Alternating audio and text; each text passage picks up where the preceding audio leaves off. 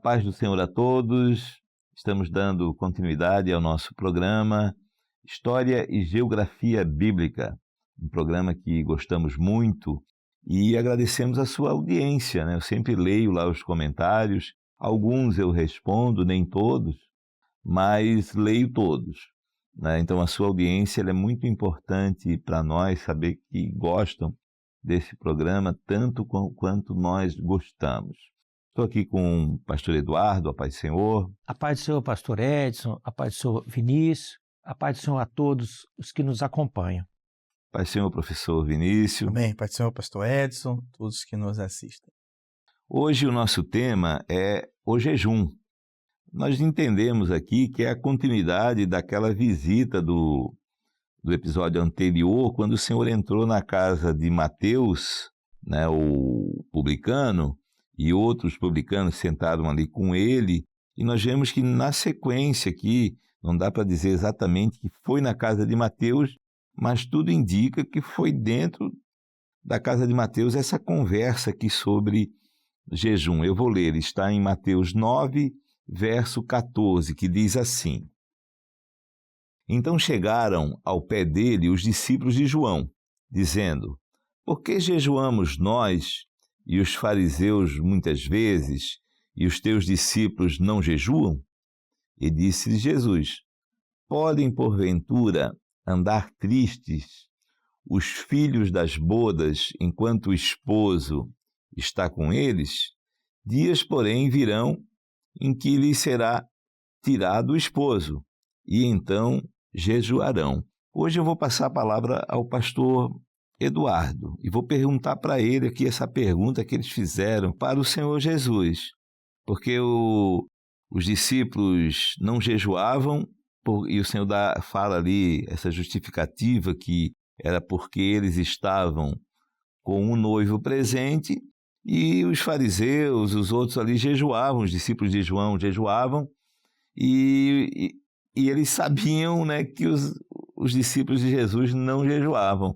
E o Senhor fala que eles estavam com o noivo. O que quer dizer isso? Olha, primeiramente nós temos que observar que essa é uma passagem que o Senhor Jesus ele usa para explicar o verdadeiro significado do jejum para o povo de Israel.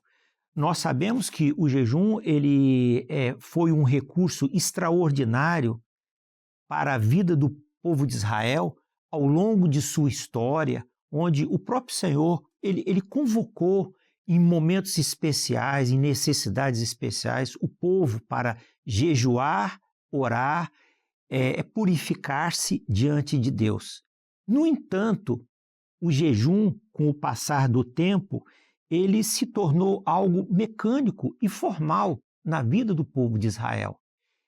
De maneira que eles perderam o verdadeiro sentido, o verdadeiro significado do que representava de fato o jejum. E o Senhor, então, ele usa aqui a analogia do jejum com o casamento. Então, ele disse, olha, quando o noivo estava presente, os convidados, eles se alegram, eles estão felizes, porque o noivo está junto com eles, né? A festa, ela tem andamento, ela tem curso. Mas quando o noivo, ele diz assim, dias virão em que lhes será tirado o esposo, então jejuarão. Ou seja, o Senhor queria mostrar que o jejum era um recurso extraordinário para se obter comunhão com Deus. O noivo está presente na sua vida, o Senhor está presente na sua vida, não é preciso jejuar, mas se o Senhor, se você não sente a presença do Senhor, a presença do noivo na sua vida, então há necessidade de jejuar e buscar em Deus comunhão. Esse é, na verdade, o sentido que ele está querendo nos ensinar a respeito dessa analogia que ele faz com o casamento. Então nós podemos, né, entender, né, como o pastor Eduardo falou aqui, O jejum não é aquela coisa de todo dia, toda hora, jejum. Ele é algo especial, num momento especial. Nós vemos em outros momentos da palavra que diz assim, ó, pedi e dar-se-vos-á, buscai e achareis, batei e abre-se-vos-á. Podia dizer só assim, ó, pedi e dar-se-vos-á. Mas não, tem momento que tu pede numa oração, tu és atendido. Tem momento que tu tem que buscar, é uma coisa mais profunda, fazer uma madrugada, fazer um jejum, né? E nós vemos aqui, por quê? Porque às vezes eu sinto assim, eu não estou vendo o Senhor nesse meu assunto. O Senhor ainda não deu uma resposta a esse assunto. Eu preciso do Senhor presente nesse assunto, então eu vou jejuar para que o Senhor esteja presente. E o Senhor diz isso. Quando o noivo não estiver presente, aí terão que jejuar. Isso. Então, a necessidade do jejum, também a palavra fala sobre lá quando envolvia lá os homens possessos, a pessoa possessa, olha, essa casta, essa religião não sai se não for por jejum e oração. Então, o jejum, ele é uma arma, digamos assim, uma arma mais forte para momentos mais especiais, mais fortes da nossa vida, né? Então, o jejum, ele é um meio de graça, um meio importantíssimo, né? O próprio Senhor Jesus, né, nos ensina. Às vezes, no nosso entendimento, nós achamos que o jejum seja uma troca ou um sacrifício, não é? Mas, na verdade, o jejum ele é apresentado na palavra como um recurso da graça de Deus. Então, é um recurso que o Senhor nos dá. E nós podemos resumir a questão do jejum com uma pergunta muito simples, não é? O que é mais forte? É a carne ou o espírito? O que é mais forte é aquilo que nós alimentarmos mais. Então, se nós alimentarmos mais a carne, ela se tornará mais forte. Mas se nós alimentarmos mais o espírito, ele se tornará mais forte. Então, eu tenho fome, né? Eu preciso alimentar a minha carne, mas eu tenho uma necessidade espiritual na minha vida que é mais importante até do que a própria fome. Então eu vou jejuar, eu vou buscar em Deus o alimento espiritual que a minha alma necessita, não é? Então é assim que nós passamos a compreender a questão do jejum, que na verdade é um mistério, não é? É um mistério. É um mistério. Uma coisa a gente tem certeza também, né? O jejum, ele enfraquece a carne, né? Toda vez que a gente faz jejum, a nossa carne, ela é enfraquecida. Quanto maior o jejum, mais a carne fica enfraquecida e aí o espírito se fortalece. Se fortalece, não é? Professor Vinícius. Amém. Bom, nesse cenário que nós estamos falando, de um banquete, nós podemos destacar dois grupos. Um grupo que jejua e um grupo que não está jejuando. O grupo que jejua, aliás, vamos remontar historicamente quais momentos eram usados os jejuns, né? A Bíblia, ela é repleta, ela é farta de exemplos como esse. Moisés, quando foi ouvir as palavras do Senhor, jejuou. Esther, quando precisou se apresentar ao rei buscando anular sentenças de morte sobre o seu povo, jejuou. Davi, quando buscava pela saúde do seu filho, jejuou. Então, sempre em momentos de crise, sempre em momentos de apelo, sempre em momentos de aflição. Então, o jejum, né, historicamente, na vida, na mentalidade dos judeus, era para momentos como esse. Na mente daqueles homens que estavam ali, Israel estava em crise. Então, digamos assim, eles tinham todo o respaldo para jejuar, estavam debaixo do jugo do Império Romano, né? Digamos assim, eles não tinham a liberdade, né, pela qual viveram durante séculos, liberdade de todo o seu culto, da sua liberdade da nação, só que eles não discerniram que o libertador estava presente, Jesus. Ou seja, a resposta já estava diante dos olhos deles, e eles não reconheceram e continuaram jejuando.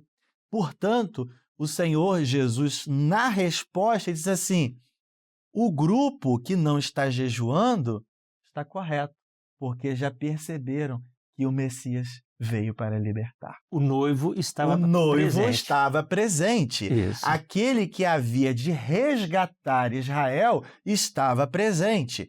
Então, fica muito claro que o que o Senhor está requerendo, não estava requerendo não só deles, mas de nós, é discernimento. Perceber o momento da ação. Jesus já estava presente, o noivo já estava ali. Por isso, aquele grupo que estava com Jesus não jejuava. Então, isso para nós aliás, um grande ensino, né? Do momento em que nós temos que jejuar e da necessidade de discernir o momento em que devemos jejuar e o momento em que já não devemos, não precisamos mais estar em jejum. Mas é importante nós falarmos aqui também que sobre essa questão, né, o Senhor Jesus, ele vai ensinar aqueles que o perguntaram, falando de uma figura altamente conhecida, o casamento. Né? Interessante é que essa pergunta veio de discípulos de João Batista, também veio de fariseus, né? Porque assim, os discípulos de João jejuam, fariseus também jejuam, ou seja, é algo muito presente na vida, no cotidiano daquela população. E ele vai dizer assim, o Senhor Jesus, quando vai responder, mas como que eles vão jejuar?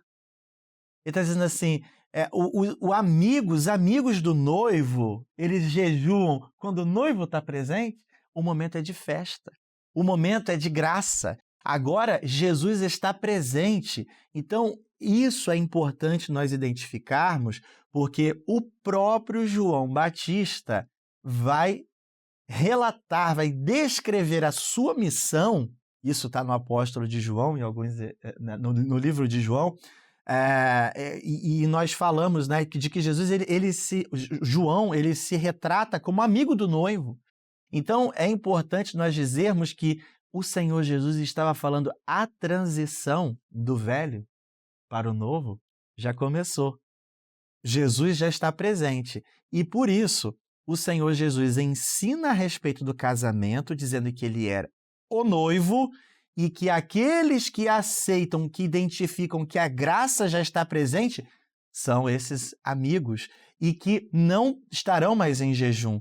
E para isso, o Senhor Jesus ele faz duas comparações. Agora nós podemos entrar nesses dois comparativos que o Senhor Jesus vai trazer, falando de velha aliança e da nova aliança, né, pastor Ian? Que é o vestido envelhecido e o odre. Né? Então são duas figuras bem importantes que o Senhor Jesus está confirmando. A velha aliança finda-se. E agora nós temos uma nova aliança. Tem uma figura até que podemos trazer aqui para nos ajudar a entender esse ensinamento do Senhor Jesus. Então, ninguém deita remendo de pano novo em veste velha. Então, a veste era algo, não é? Que precisava permanecer ao longo do tempo, era um período de muitas jornadas, de muitas caminhadas, a deterioração pelo tempo, pelas intempéries. Interessante é que a veste tem uma simbologia muito importante. Por quê? No Éden, o Senhor Jesus fez túnicas para Adão e Eva para cobri-los. A veste, ela sempre esteve voltada sobre o recurso que Deus preparou para que o homem pudesse estar diante de Deus. E olha que interessante, há uma profecia no profeta Isaías que fala sobre as vestes de salvação. A veste de salvação, a veste da graça, não é a veste da velha aliança. Não dava para aceitar. Jesus é esse pano novo, é esse novo momento, essa nova aliança. Não dá para ter Jesus e continuar vivendo na velha aliança. É necessário um vestido novo, uma veste de salvação e, a partir de agora, viver o Novo Testamento, que é a nova aliança em Jesus. Então, isso é importante falar. Aqui vale destacar que quando o Senhor fala da veste e do odre, ele fala de duas dimensões também da vida. A dimensão externa, ou seja, as ações visíveis, que são as vestes. Então, quem chega com a sua veste, você logo sabe quem é essa pessoa, como ela se comporta. Então, é aquilo que nós temos. Ou seja, tentarmos fazer com que uma pessoa que não seja transformada, não tenha vivido a experiência do novo nascimento, pratique ações que são relativos ao período da graça, né? Nós vamos causar uma ruptura ainda maior, porque o dano que aquela pessoa vai ter na vida dela, porque ela não vai entender, ela não vai compreender aquilo que está acontecendo, porque aquilo ali é próprio do novo nascido, não é? Então, é a dimensão externa, não é?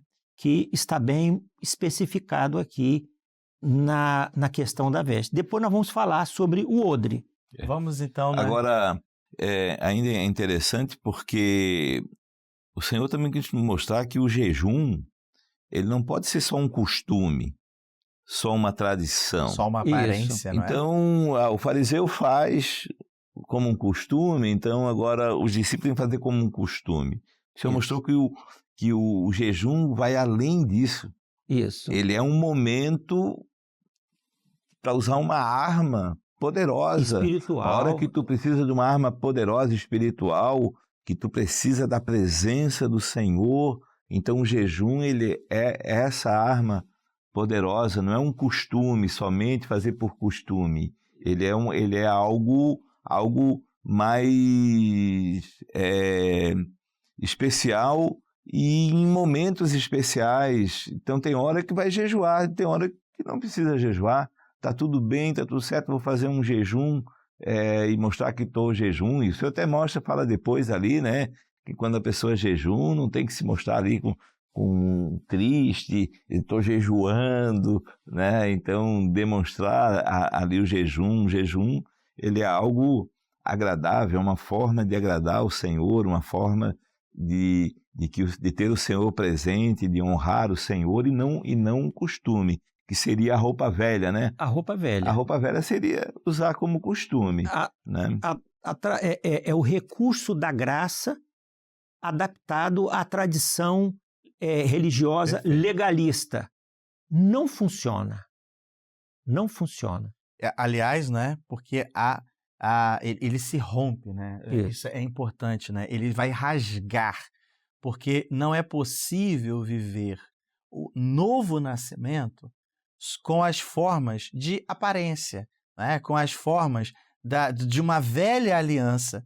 Interessante é que o pastor Eduardo comentou que primeiro o Senhor Jesus vai falar por fora, aquilo que é visível, mas em seguida ele vai falar sobre o odre. Vamos ao odre. Vamos então passar aqui para o odre, porque o odre ele serve para armazenar, ou seja, é para algo interior. Era muito comum, não é? O uso do odre naquela época, até para transporte não só do vinho, mas para transporte de água, outros tipos de líquido, até porque transportar em viagens recipiente de cerâmica era altamente, né? Podia se quebrar, era muito mais difícil. Já o odre, ele passava por um processo de produção, ele era feito, não é, através de couro que era retirado, ele precisava ser tratado, ele era costurado e era deixada uma abertura para que pudesse, então, inserir o vinho, não é, o líquido ali nele. Então, vejamos, como ele é de um couro animal, então ele possui uma propriedade elástica. Então, o vinho ele é colocado dentro, em sua fermentação, os gases da fermentação tendem a distender aquele couro, mas ele distendeu uma vez. Se acabou aquele vinho, coloquei outro vinho, ele distenderia novamente. Só que essa elasticidade tem um limite. Se ele distender uma vez, na segunda, o que pode acontecer? Ao se distender, ele romperia e perderia o vinho. Então, o Senhor Jesus está falando, né, a respeito da sua própria vocação, do seu próprio compromisso, porque ele se entregou. Aliás, vale nós dizermos aqui, né, para que seja feito um odre, é necessário um sacrifício animal, né? Então, Jesus, ele é o Cordeiro, ele se entregou por nós. Então, Jesus é o nosso novo odre e ele nos deu o seu sangue, quer dizer, o seu espírito, para que nós pudéssemos, assim, armazenar, preservar, através de um novo nascimento, a bênção do Espírito Santo. A bênção do derramamento do Espírito Santo não é compatível com a velha aliança, mas com a nova aliança. Por isso, então, o Senhor Jesus explicou por fora, mas também explicou por dentro, dizendo que a nova aliança requer uma nova forma de vida. E ali o Senhor também já profetizou, né, que muitos da velha aliança não se adaptariam à nova aliança. Exatamente. Enquanto a veste ela fala das ações visíveis, o odre ele fala das motivações interiores. O homem ele tem um caráter e ele tem comportamentos. Não adianta ele adaptar comportamentos se ele não muda o caráter. Não é? Então, a ação do Espírito Santo visa mudar o caráter das pessoas. E o caráter é algo que a pessoa ele vai trazer de berço. É aquilo que ele aprendeu na sua casa, aquilo que lhe foi ensinado durante a infância. Ele pode ter um caráter distorcido. O Espírito Santo, ele muda isso.